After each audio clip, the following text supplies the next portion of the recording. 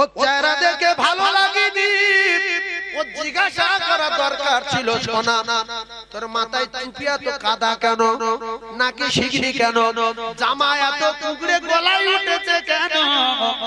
ও বলতো কাকু আমার আব্বা নাই, আমার মাও নাই, আমি আব্বার এতিম হয়ে গেছি, আমার মা এতিম। মাদ্রাসায় অন্যান্য ছেলেদের আব্বা মা আসে, তাদের সাবান কেনার টাকা দেয়, তাদের শাড়ি কেনার টাকা দেয়, নতুন জামা কিনে এনে দেয়, টুপি কিনে এনে দেয়, কিন্তু আমার আব্বা নাই, মা নাই, আমি মাদ্রাসায় কিছু দিতে পারি না। আমি ছেলেদের জামা কাপড় পরিষ্কার করে দেই, তারা যদি একটু সাবান দেয় তাহলে আমি আমার জামায় লাগাই, আমি ঔষধ কিনতে পারি না, এজন্য আমার মাকে শিখিনি। তুমি যদি ভালো বংশের বেটা হতে, আর যদি জ্ঞানভূমি ভালো থাকতো, এই কথা শোনার পরে ওর যদি 20টা টাকা হাতে দিত, সাদাকায়ে জারিয়া হতো, আল্লাহর আরশ খুশি হয়ে যেত। জিজ্ঞাসা করলে বোঝা যেত তোর নাকে শিগনি আর মাথার টুপি ধুলো আর জামা কেন কুঁকড়ে উঠেছে। যদি আপনি ওই বাচ্চাটা নিয়ে একটা দর্জির দোকানে মাপ দিয়ে একটা জামা কেটে দিতেন, ওই বাচ্চাটার মাথায় হাত দিতেন, আল্লাহর কসম নবী বলেছে ওর হাতে যত চুল পড়বে কত পরিমাণ নাকি আমার আল্লাহ ওর নামায় আমালে লিখে দিত। জোরে বলো, নাকে শিগনি কেন জিজ্ঞাসা করলেন না? কিনা করছেন, জিভ টেনে ছিঁড়ে নেবে কিয়ামতের মাঠে। হ্যাঁ করা বার করে দেবে। হ্যাঁ জিজ্ঞাসা করার দরকার আছে না নাই? সবার এত সুন্দর জামা কাপড় বার করে এরকম কেন বাবু, অসুবিধা কি হচ্ছে বাপ? তলাবা তুমি? ও তখন বলতো কাকু আমার আব্বা আমার কেউ নেই, আমার কেউ কিছু দেয় না, সেজন্য আমি এরকম থাকি, মাদ্রাসায় টাকা দিতে পারি না, সকলের কাজ করি খাই। এইরকম দুটোটা সীমার বংশ আছে না নাই? এই জোরে বলেন আছে না নাই? যাদের তলাবার, যারা তলাবার ঘৃণা করে, যারা আল্লাহর রাসূলের সুন্নাতকে ঘৃণা করে, যারা আল্লাহর কোরআনকে ঘৃণা করে, এদের ঠিকানা আল্লাহর জাহান্নাম। আল্লাহর কসম পৃথিবীর এক নাম্বার হলো তলাবার।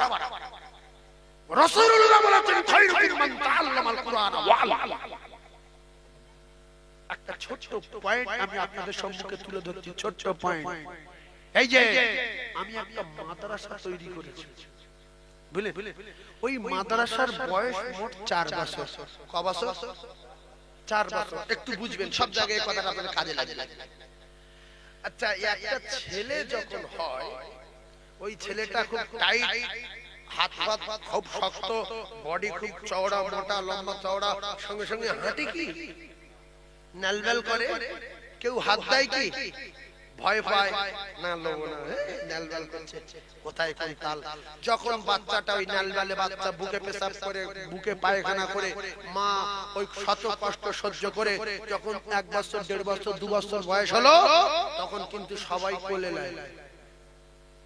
দাও না আদিল্লাহ নি কেন না, নালবেল করছিল, পায়খানা করে না, কোথায় কোন তাল, এখন টাইট হয়ে গেছে, দাও আমার সোনা দাও। এরপরে ভালো করে লক্ষ্য রাখবেন, রাসূলুল্লাহ দিন থেকে দুনিয়ায় প্রচার প্রসার করার জন্য আল্লাহ পাক পাঠিয়ে দিয়েছিল। একই দিনে প্রচার করেছিল? জোরে বলেন, একই দিনে না। কতদিন লেগেছিল? তারপরে 10-12 বছর। জায়গাটা বলে 5-6 বছর। সকলে শিখলাম 23 বছর। কত বছর? 23 বছর ধরে আল্লাহ রাসূলের উপরে কোরআন নাজিল হয়েছে। আমার কলিজার টুকরা ভাই, ভালো করে বোঝার চেষ্টা করুন। সেই বিশ্ব নবী হাবিবুল্লাহ আকায়ে নামদার তাজদারে মদিনা একসঙ্গে কিছু করতে পারিনি। এর ভিতরে কেউ বিয়াদব, চিটিংবাজ, লম্পট, ভণ্ড বলেছে। আর যখন দিন মুকাম্মাল হয়ে গেছে, সারা পৃথিবী রাসূলুল্লাহর নাম পৌঁছে গেছে, তখন সবাই রাসূলের জন্য পাগল হয়ে গেছে। জোরে বলুন, আরো জোরে বলুন। এই নালবেলে ছেলেটা যখন শক্ত হয়ে গেছে, সবাই কোলে নিয়ে চুমা দিতে শুরু করেছে। আল্লাহর কসম, মাদ্রাসা মসজিদ গুলো লক্ষ্য রাখবেন।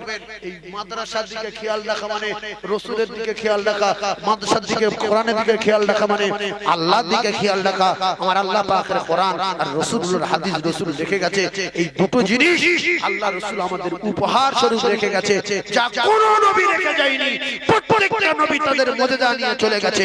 রাসূলুল্লাহর মুজিজা তার উম্মতের জন্য রেখে গেছে এর পাওয়ার সম্পর্কে একটু আলোচনা করব আমার কলিজার টুকরা মুমিন ভাই। এজন্য হিংসা না করে দোয়া করতে হবে যে আল্লাহ আমি যেন বড় বক্তা হতে পারি, আমি যেন বড় আলেম হতে পারি। আয় আল্লাহ আপনার দরবারে দোয়া চাই আমাদের অমুক গ্রামের একটা ছেলে ভালো ওয়াজ করে, আল্লাহ ও যেন আরো ভালো ওয়াজ করতে পারে। আপনি যদি বড় হতে চান তাহলে অন্যের বড় হওয়ার জন্য দোয়া চাইবেন যে আল্লাহ ও পারে আমি পারি না, ওর আরো করার মতো তৌফিক দেন, আরো বড় হয়ে যাক আল্লাহ তৌফিক করে দেন, আরো পৃথিবীর অলিতে গলিতে যাক আল্লাহ তৌফিক দেন। যদি হিংসা করেন তো গুগুড়ে খেয়ে মরতে হবে। হিংসা হলো একটা পোকা, ও সব খেয়ে শেষ করবে। শাল কাটে পোকা লাগে না লাগে না জোরে বলেন। কিন্তু আপনি বুঝতে পারবেন না যে এত শক্ত কাঠ পোকা ঢুকলো কি করে।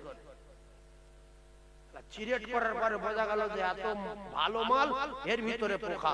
মাথায় টুপি, মুখে দাড়ি, ফিট পরিষ্কার, চাপ দাড়ি, বিরাট লম্বা চওড়া, কিন্তু চিরেট করে দেখা গেল তলায় ফর।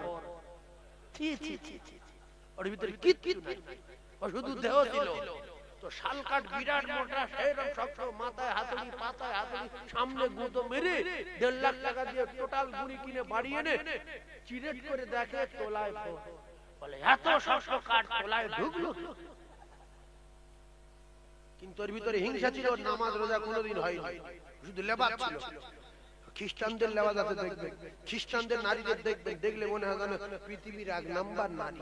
এত পর্দা, শুধু মুখটুকু ফাঁকা, এই পর্যন্ত কবজা, পায়ে মজা, হাতে মজা, যাচ্ছে যেন একবার সশব্দ হাত করে ফিরে আসে না। আমাদের 2-4টা আছে এরকম পর্দা, একবার পর্দা ডাবল করে সোজা চলে গেল সংসারে। আদমের সঙ্গে বরকা পরে পর্দা, পর্দা চলে গেল সোজা দিঘায় গিয়ে ওখানে জর্দা হয়ে গিয়ে এবারে অন্য ড্রেস পরছে, জাম দেবে। আসে না নাই?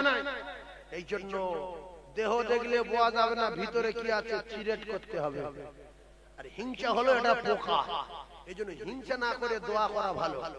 যদি পাশের বাড়ির লোক লরি কেনে আর আপনার যদি লরি কেনার ইচ্ছা হয়, আপনি বলবেন আল্লাহ ওর আরেকটা লরি।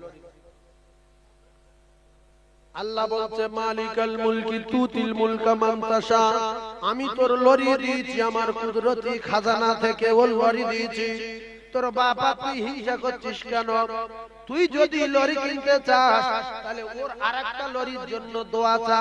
আল্লাহ পাকের ফেরেশতারা আপনি যখন ওর আরেকটা লরির জন্য দোয়া চাইবেন, আল্লাহ পাকের ফেরেশতারা আপনার পক্ষ হয়ে আল্লাহর কাছে দরখাস্ত করবে, আল্লাহ এর লরি নাই, কিন্তু যার লরি আপনি দিয়েছেন তার আরেকটা দেওয়ার জন্য বলে, আল্লাহ এর একটা লরি দিয়ে দেন। আর যদি ওর ভালাইয়ের জন্য দোয়া না করে ওর লরির টাকা লিক করেন, আপনার কপালে আগুন লাগবে, সারা জীবন ভিক্ষা করে খেতে হবে। এজন্য আলেম ওলামারা মিলাদে গিয়ে কোরআন খতম করেছে 1,500, মৌলবি নিয়ে গেছে, আমার নিয়ে গেছে। আমি দোয়া করছি আল্লাহ এই বাড়িওয়ালা 1.5 কোটি টাকা খরচ করে মিলাদ দিয়েছে, মা নাই বাপ নাই, আল্লাহ জনম দুঃখী মা নাই, জনমদাতা পিতা নাই, দয়াময় 150 খতম কোরআন শরীফ পড়িয়েছেন, রহমত করে সওয়াব বিশ্ব নবীর রূহ পাকে পৌঁছে দিন, तमाम নবী পাকের রূহ পাকে পৌঁছে দিন, तमाम সাহাবাদের রূহ পাকে পৌঁছে দিন, तमाम পৃথিবীর যত মুমিন মুমিনাত গুজরে গেছে সকলের রূহ পাকে পৌঁছে দিন।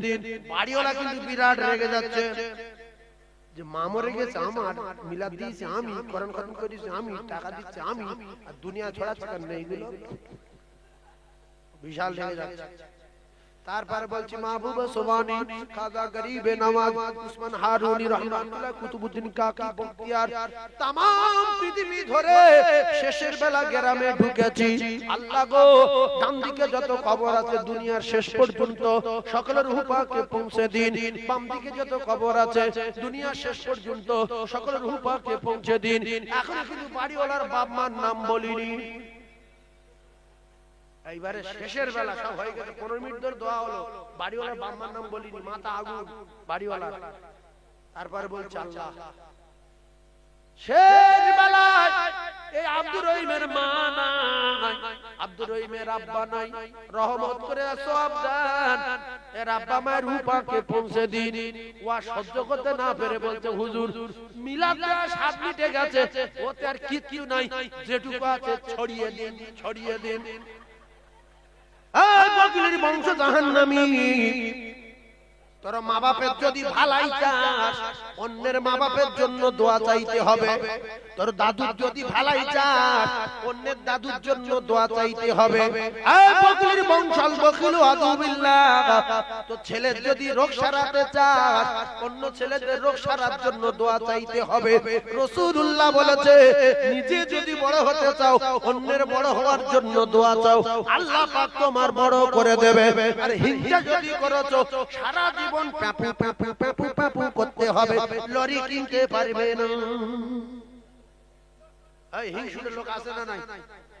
হিংসুটে জাহান্নাম, হিংসুটে জাহান্নামী। হিংসা করে উম্মে জামিল আর আবু লাহাব দুজনে রাসূলের রাস্তায় কাঁটা দিত আর কাঁটা ঘুরে নবীর পায়ে চুমো খেত। জোরে বল। হিংসুটে ফেরাউন, ওর অকাল মৃত্যু হয়েছে না হয়নি? হিংসুটে নমরুদ জুতো খেয়ে মরেছে না মরেনি? হিংসুটে সাদ্দাত দরজায় দাঁড় করিয়ে টুটি ধরে ধরেনি? এই জন্য হিংসা করবেন না।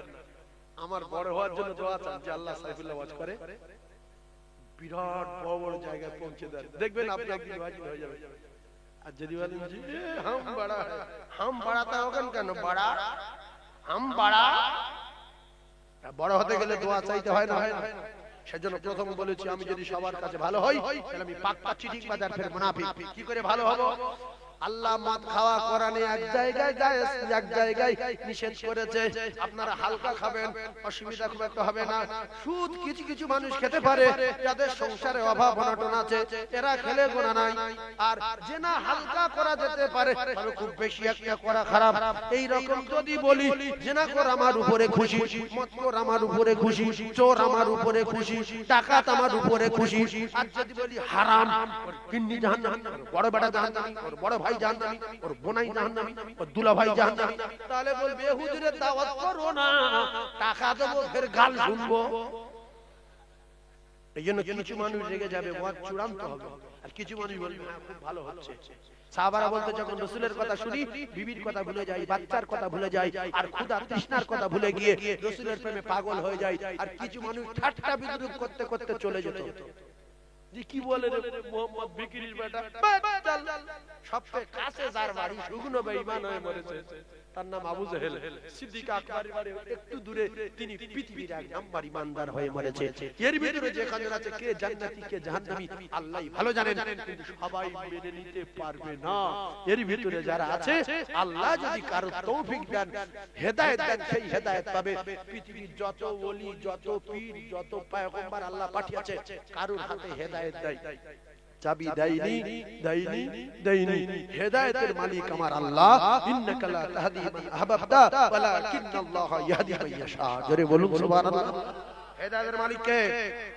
এইজন্য পীরেনে ওলিয়েনে মুকেনে তুমুকেনে হেদায়েত দিয়ে যেতে পারবে না। আমাদের নিজেদের পরিবর্তন হতে হবে, নিজেদের পরিবর্তন। কার ডেকে নিয়ে আসবে? সে কে হেদায়েত দিয়ে যাবে? পৃথিবীর কোন নবী কারো হেদায়েত দিতে পেরেছে? জোরে বলেন পারে? পারে না, পারে না, পারে না। নবী রাসূল বোনেরা তারা দাওয়াত দিয়েছেন, আল্লাহ যারা চেয়েছেন কবুল করেছেন। যদি হেদায়েতের একটি লাইন থাকতো আল্লাহই তো বলে দিলেন যে দোস্ত বহুদিন তো হাতে পায়ে ধরছে আমি দেখছি, আর আজ শেষ সময় তোমার চাচা, শেষ সময় কাকুতি মিনতি করতে, চাচা পড়ে নেন, চাচা পড়ে নেন। জান্নাতে খুব আরামের জায়গা, জাহান্নাম খুব অশান্তির জায়গা, কষ্টের জায়গা, চাচা পড়ে নেন। একটাবার বলেন লা ইলাহা ইল্লাল্লাহ মুহাম্মাদুর রাসূলুল্লাহ, বলছে ভাই তো হবে না, লোকে আমার খারাপ বলবে যে শেষ বয়সে ভাইপোর কথা শুনে মরে গেছে। আরে এলাকায় একটা সম্মান ছিল, আল্লাহ সঙ্গে সঙ্গে কোরআন নাজিল করলো, দোস্ত ছেড়ে দাও, হেদায়েতের মালিক আমি আল্লাহ। তবে তোমার বিশেষ ভালোবাসা তো আমি জানি, আমি সামিউম বাসীর। পৃথিবীর জাহান্নামে যত আযাব আছে সবচেয়ে মাশাআল্লাহ, খুব সুন্দর ভিডিও। ভিডিওটি ভালো লেগে থাকলে like, comment, share and subscribe করে দেবেন।